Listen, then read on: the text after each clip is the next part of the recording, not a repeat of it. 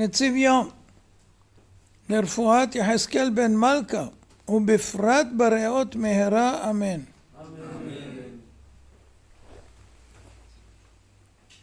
אני הייתי במצרים בפרקים הבאים, למד א' עד למד ה'. זהו, הפעם לא נוותר. מספיק עם אטימות הלב הזו. לא די לו במה שעולה לכל האומה. מה הוא רוצה על חשבוננו? הדיבורים המרים האלה נשמעו ברחבי הממלכה. בכורות מצרים הרגישו שפרעה משחק בחייהם. מעולם לא הייתה תסיסה כזו במצרים. האנשים זעמו מאוד. איומו של משה היה חד משמעי. כולם קבעו שיהיו בקפלן. כולם ידעו כבר כי דברי משה אינם חוזרים ריקם. והוא הרי אמר דברים ברורים. לא השאיר מקום לספק. כה אמר אדוני, כחצות הלילה אני יוצא בתוך מצרים, ומת כל בכור בארץ מצרים, מבכור פרעה, היושב על כסאו, עד בכור השפחה, אשר אחר הרחיים, בכל בכור בהמה. והייתה צעקה גדולה בכל ארץ מצרים, אשר כמוהו לא נהיית, וכמוהו לא תוסיף.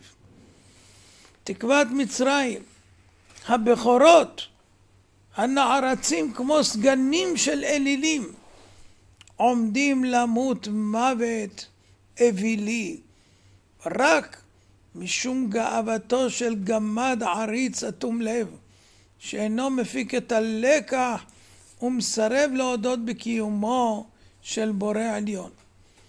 הבכורות היו מתוחים מאוד. לא, איננו מוכנים להיות הקורבן לכך. משה יודע מה שהוא אומר.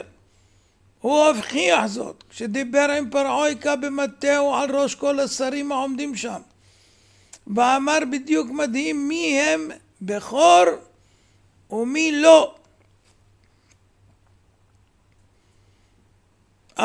זה מדרש הגדול מביא. היכה להם בראש, אתה בכור, בום, אתה זה טרח.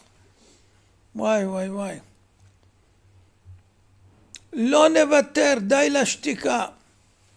בני נכבדי המלוכה שפכו את ליבם לפני אבותיהם בתחנון מר, שהואילו להשפיע על פרעה להציל את נפשם. אבא, ידעת שדברי משה מתקיימים במילואם, אתה לא חושש שאנחנו נמות? תשפיע על פרעה שישלח את העברים. תשובת ההורים היממה אותם. יש לי 10 בנים, לא נורא אם ימות אחד מכם. העיקר לא להיכנע ולא נשלח את ישראל. וואו, אטימות לב כזאת, רשעות של חיות, ממש חמאס. הבכורות לא התייאשו. נלך לפרעה, הוא בעצמו בכור. אולי מתוך חשש לגורלו ישלח את ישראל. משלחת בכורות נכנסים אליו, מדברים בכל הכבוד הראוי, מסבירים את הדבר הפשוט שכל תינוק מבין. בניגוד למצופה, מגיע פרעה בזעם. אינכם מתביישים? אני עצמי בכור, ונמצא בסכנה זו בדיוק כמוכם. ואני מוכן למסור את נפשי לכך, ללכת עד הסוף, או אני או היהודים. אתם נעשיתם מוגי לב, נכנעים מיד. כעס הבכורות גבר מאוד. פרעה עוצם עיניים כמו עיוור. גם על סף מותו לא מוכן להודות על האמת. התסכול הפך למרידה גורפת, המבקשת אפיק לפריקת הזעם. פרעה אותת לחיילים החמושים שמיהרו להוכיח את יכולתם. מלחמת אחים עזה, חוצה כל גבולות ידידות או קרבה משפחתית, התלקחה במלוא עוזה. בהיותם אמונים כאבותיהם על מידת האכזריות, התנפלו על ההורים המרושעים בחמת זעם, כולם נגד כולם, כמיטב החינוך המצרי הרע, שהפך ברגע כבומרנג אכזרי נגד עצמם. קרבות אלה גבו קורבנות לא מעטים, 600,000 הרוגים נוספו לכל המיליונים שמתו בתקופות האחרונות.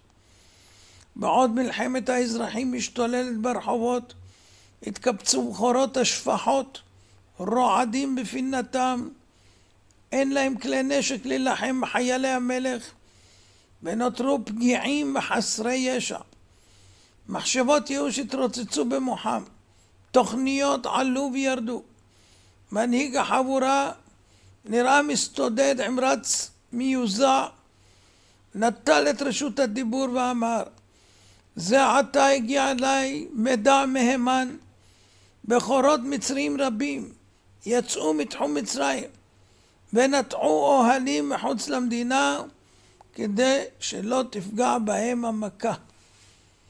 אמנם אנו איננו בני העם המצרי ואין לנו רשות לצאת מגבולות המדינה, אבל אין ברירה, חייבים לעשות כמותם. עם כל הסיכון בדבר, נברח, נחווה, נצא מן העיר, מגבולות הממלכה.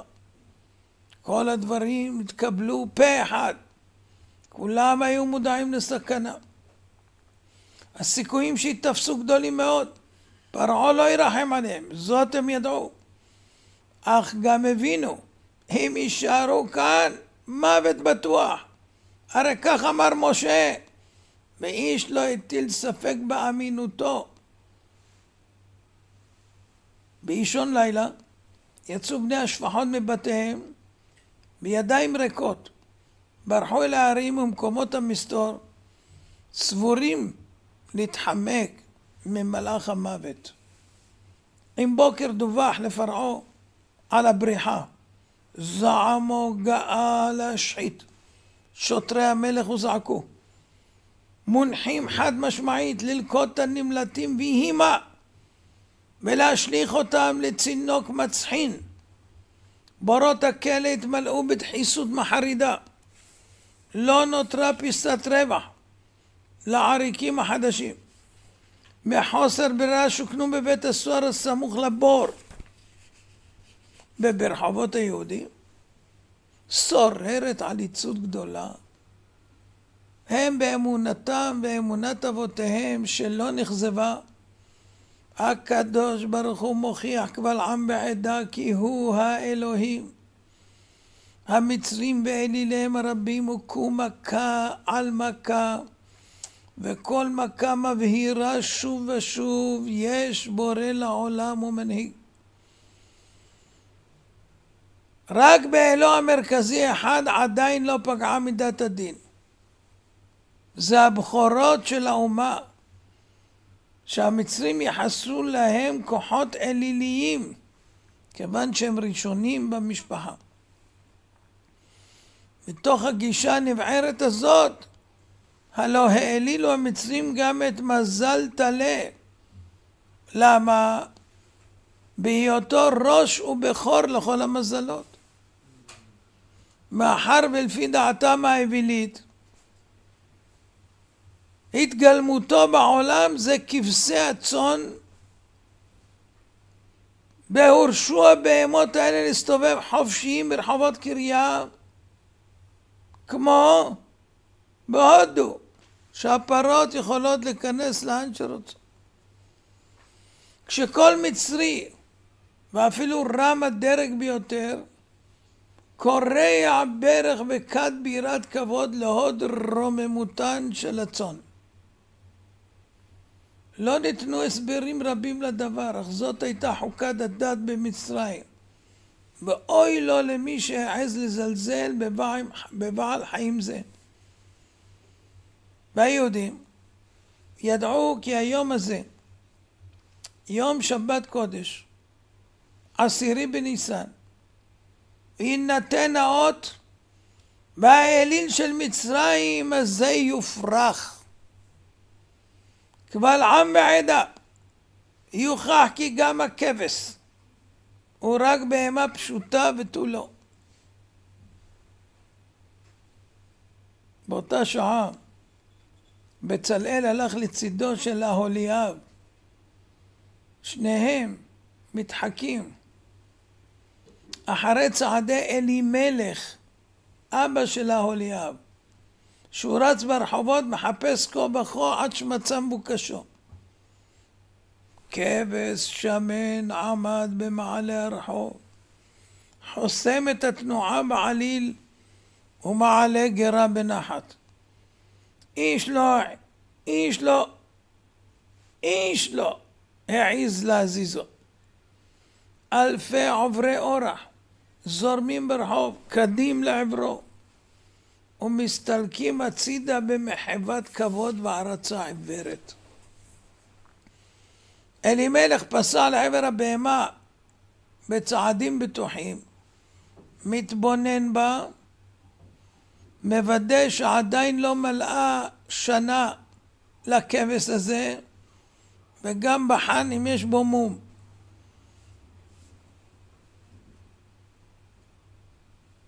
אלפי עיניים מזרות אימה ננעצו בו. מה הוא הולך לעשות? והוא מתעלם מהם לחלוטין, דבוק בציווי השם, מי שכחו קחו לכם צאן. המצרים עמדו שם מסומרים במקומותם ולא גורעים עיניהם מהאדם שאינו נרתע להתקרב לאלילם. אחד אמר נראה אותו מעז לגעת בו, הוא ימות במקום, אמר השני. השד הטמון באוזן הטלה יצא. עוד אהבל אמר, וישך לו את האצבע, ככה אמר מבין דבר. ועם רגלי התרנגול שלו יחרוץ בלחייו 3 חריצים עמוקים שלא יתרפאו לעולם. איך אומרים מג'נין? כולם תמימי דעים שהאיש לא ינקה מעונש חריף. בצלאל נראה מהורהר. מה לך? שאל אותו אהוליאב. דבר מה לא מובן לי. אביך פגש בדרכו כבש אחר גדול הרבה יותר. למה לא לקח אותו? מסיבה פשוטה. הרי ראית כי הכבש עטוי בבגדי פאר. כן, אז מה? בגדים אלו מוכיחים כי כבש זה יועד על ידי המצרים לעבודה זרה, ולכן הוא מוגדר הכבש הזה נעבד, והנעבד פסול להקרבה. אולי רק רצו לעובדו אך לא עשו זאת בפועל, כיוון שיעדו לכך מוגדר ומוקצה פסול להקרבה, אפילו אם לא עבדו אותו בפועל. אחרי המצרים עובדים לכל הכבשים, ביקשה בצלאל, ואם כן מה השוני בין זה לזה? הבדל גדול יש בין אותו הכבש שהמצרים עובדים אותו בפועל לשאר כבשים. שאר הכבשים המצרים מכבדים אותם, ובבערותם הרבה מייחסים להם כוחות עילאיים בהשתייכותם למין האלוהי.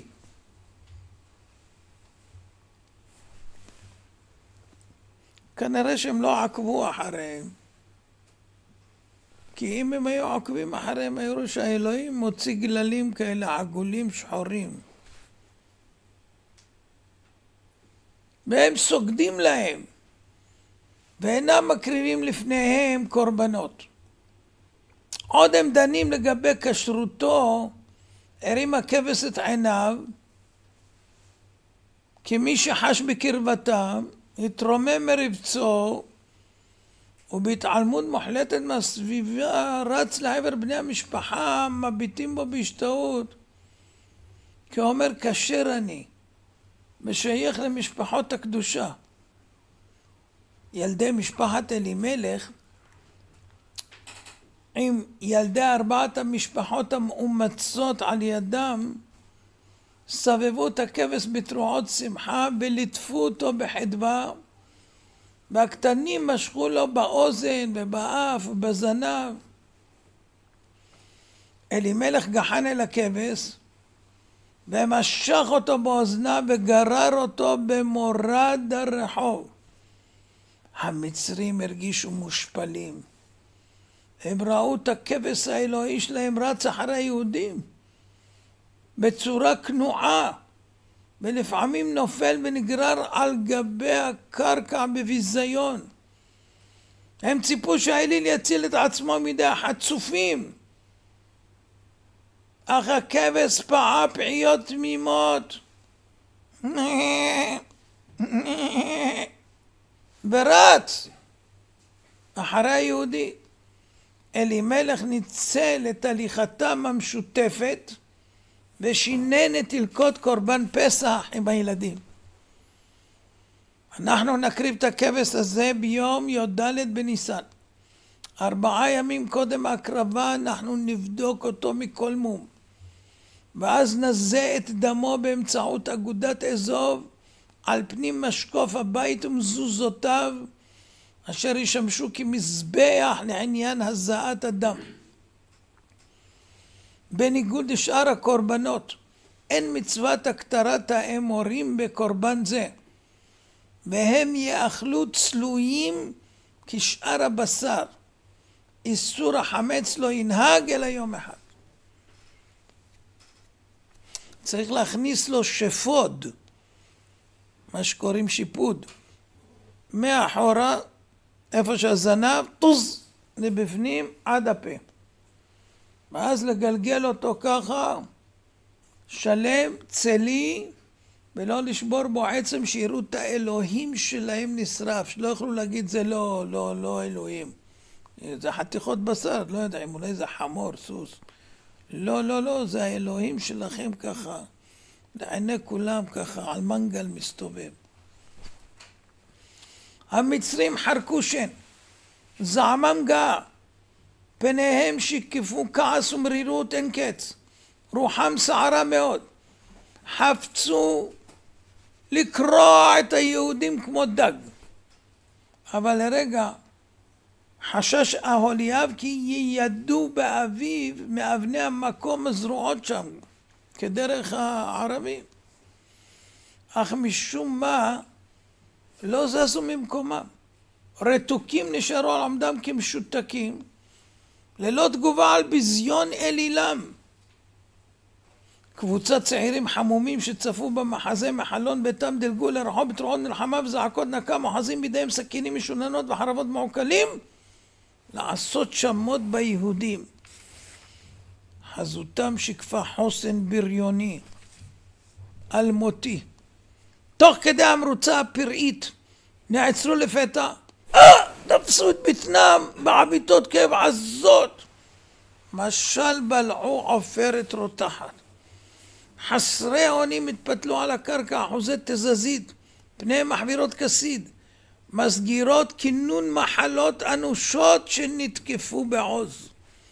ידיהם מעשות את החזה בתנועות ייאוש, והעידו כי ליבם קורסו.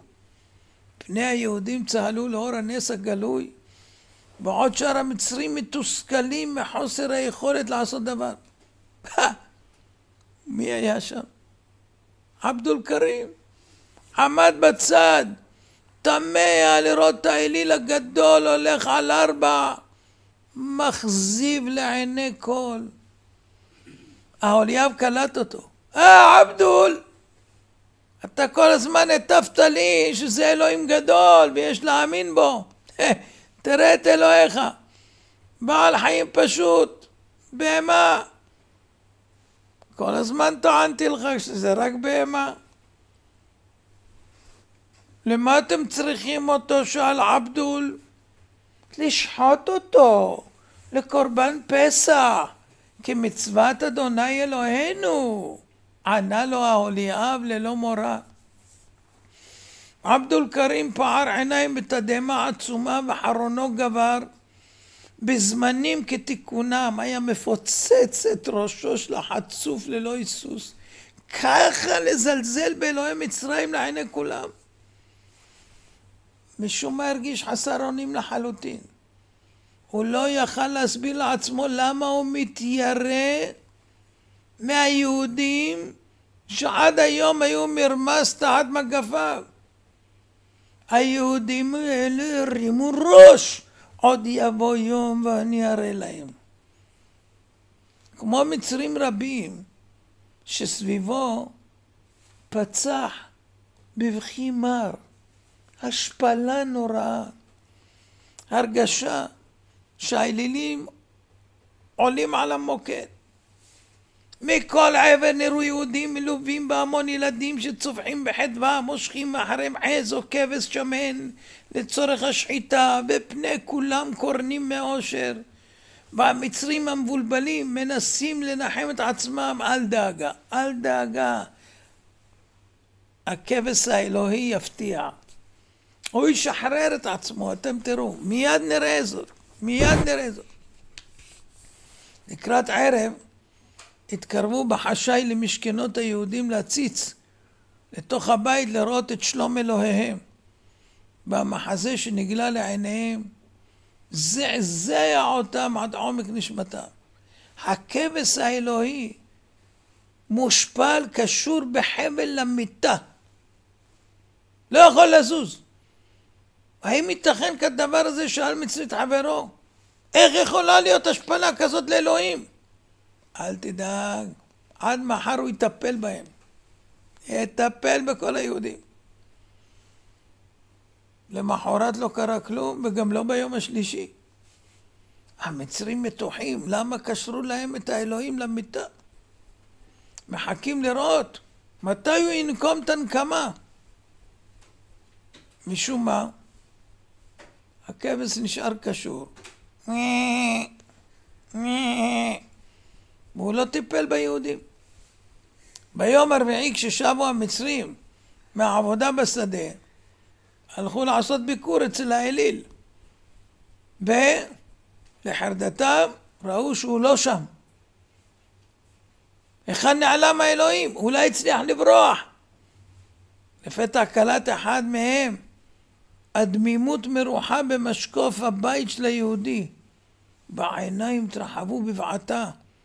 הוא נשחט, זעק בקול אימים, זה הדם שלו. הפנים החבירו כסיד. חברו נעץ בו מבט מקפיא. מה זה המחשבות של הכפירה הפרועות האלה? איך עולה בדעתך מחשבות הבל כאלה? וכי אפשר לשחוט אלוהים? ודאי שהכבש התיר את הזיקה ועלה לשמיים. נבוכים עומדים שם, נושאים עיניים לשמיים, מחפשים אישור, אולי יראו אחד מרחף, עולה, משהו. אולי עקבות, אולי עיגולים יורדים מלמעלה, שום דבר. נשארו מבולבלים. כנראה שאנחנו לא ראויים לראות אותו בעלייתו השמיימה. ניחמו זה את זה. אבל ניחוח עז של בשר צלוי ריחף באוויר וחדר לנחירים, ולא היה קושי להתחקות אחרי המקור. חרש חרש הלכו בעקבות הריח, הציצו בחרקים של החצר, והמחזה הותיר אותם מוכה תימהון. תנור גדול מלא גחלים בוערות באמצע חצר, בתוכו שפוד של עץ רימון, משופד הכבש שלהם לכל אורכו, ונצלה לאט לאט על קרבו ועל קרעיו. לקראת הערב בני משפחת אלימלך התכוננו לעריכת ליל הסדר ולאכילת קורבן פסח. דפיקות מבוהלות נשמעו בדלת, השכנים המצרים עומדים בפתח, גוררים את הבן הגדול. שלום, אתם יודעים כמה אנחנו אוהבים אתכם. האוליאב תמה על החוצפה, לא פעם קיבל מהם, ומהבן הזה בעיתות אכזריות עם גידופים על עמו ועל דתו. והשכנים ממשיכים, שמענו שאומרים שהלילה ימותו כל הבכורות המצרים, אנחנו חוששים לשלומו של בנינו, בכורנו, חמודנו וטוב ליבנו. תיקחו אותו בבקשה, תשכיבו אותו בין הילדים שלכם, בבקשה, שיהיה באמצע, בין כל הילדים, שלא יעונה לו כל רע. אתם מכירים אותנו, אנחנו אנשים טובים, מעולם לא פגענו באיש. עיניו של אלימלך התכווצו, בזיכרונו עלו תמונות מהעבר הלא רחוק, אי אפשר לשכוח. הוא זכר היטב איך התנדבו בני המשפחה זו המסרית למתווה שטני של פרעה לשכן מצידיו של כל בית יהודי שתי משפחות מצריות כדי לבלוש ולרחרח אחריהם ללא הרף. כתוב ויעש להם בתים. למי? למצרים. ויעש להם, לשון זכר, לא להן, לשפרה ופועה. אז החתם סופר אומר עשה להם בתים. מה זה בתים? בין הבתים של היהודים הכניס בתים של מצרים. ופה למדו בבני ברק לעשות בין בניין לבניין עוד בניין.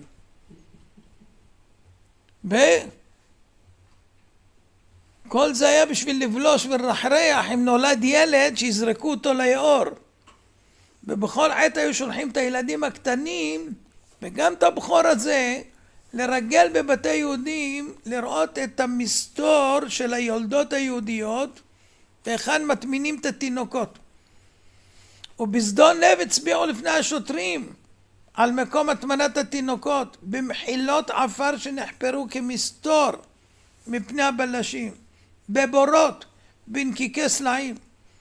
והיו מגיעים צועלים עם עטים ומעדרים, מפנים את האדמה לחשוף את התינוק המוטמן. בחטבה רבה הם צפו בקלגסים האכזריים המעיפים את התינוקות חסרי הישע למצולות הנילוס. ואז היו חוזרים בדיצה, מנפנפים בשמחה לעד את הצו המלכותי שמורה להעניש חמורות היולדת ואת כל משפחתה. אלימלך ומשפחתו היו צריכים להתגבר על הסלידה מהמשפחה המצרית המנוולת עם הבקשה המחוצפת. אך בכל זאת הסכימו, יהודים זה יהודים, הקש בגג. המצרים שבו לביתם מרוצים, שמחים שהצליחו להערים על מלאך המוות. אך האמא המצריה עם רגש מצרי הייתה מודאגת. העולל הקטן שלה, המוטל בבית, גם הוא בכור לאביו. זאת ידעה רק היא. צריך פתרון דחוף ורהרה. ברעיון נצנץ במוחה. חרש העלתו לגג של דירתה. תמנה אותו בתוך סחבות וערימות גרוטאות. והייתה רגועה. מלאך המוות לא מסתובב במקומות כאלה. בוודאי הוא לא ישים לב. אבל יתר ביטחון העמידה למרשותה פסלון זהב. וכיסתה אותו גם בבלויי סחבות להסתיר אותו מהגנבים, גונבי האלילים. האלוהים לא יכול לשמור על עצמו, הוא ישמור על התינוק.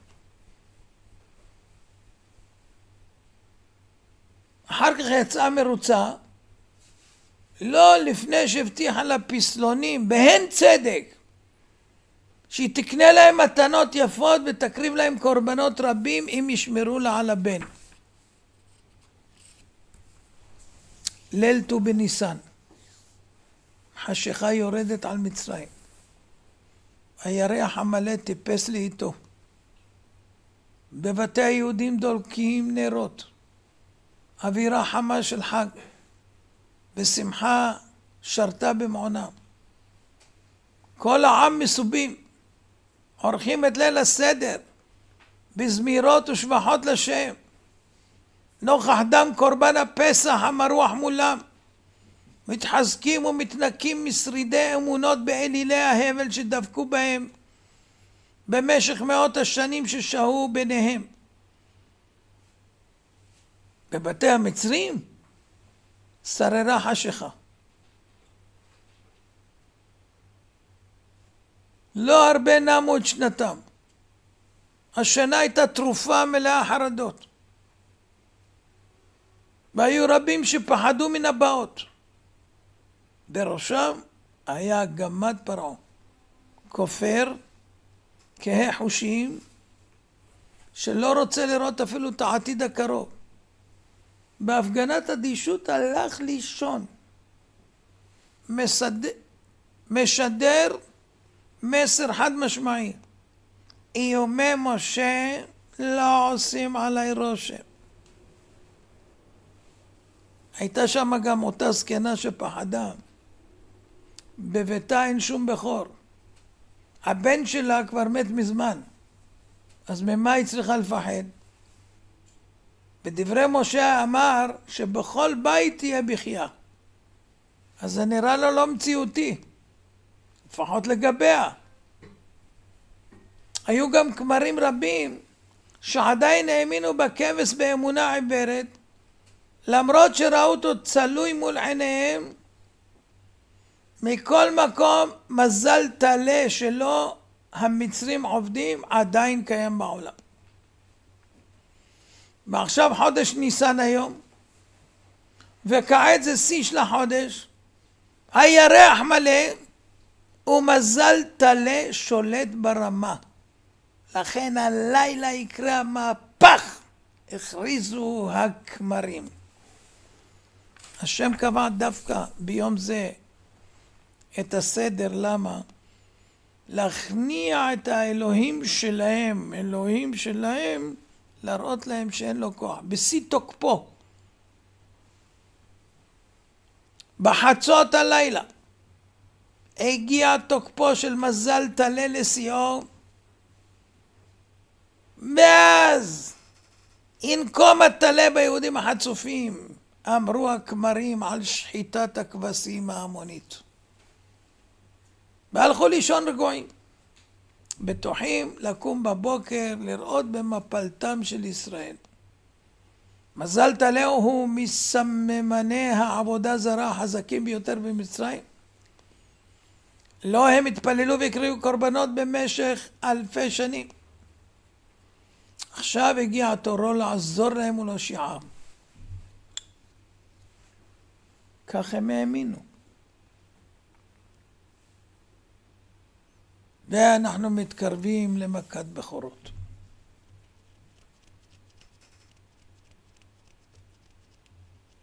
מערכת הכוכבים נעה בשמיים כסדרה. הירח המלא שייט לאיתו. שעת חצות התקרבה. תלה עלה מן האופק והחל להיכנס לתוקפו. ואז צבחת הזקנה הפרה דומיית הלילה. דמות דיוקנו של בנה המפוסלת מבצק מיוחד מעשה ידי אומן, שוסעה על ידי כלבים רעבתנים. קולות רעמים עזים החרידו את חשכת הלילה. ברקים מסמאי עיניים הבליחו בשמי הרקיע, יוצרים מחזות בלהות. בעוד היהודים ישנים שינה ערבה מוטרדים כלל, מוטרדים, לא מוטרדים כלל מהקולות הנוראים שלא הגיעו לאוזניהם. אבל המצרים נסו מפוחדים לחדריהם הפנימיים תוך זעקות פחד ואימה. והיות ואני לא רוצה להפחיד אתכם הבוקר, אז אני אשאיר את זה למחר. הרי אני מכוון לקיים מצוות החכמים. רבי חנניה בן עקשיא אומר, עשו הקדוש ברוך הוא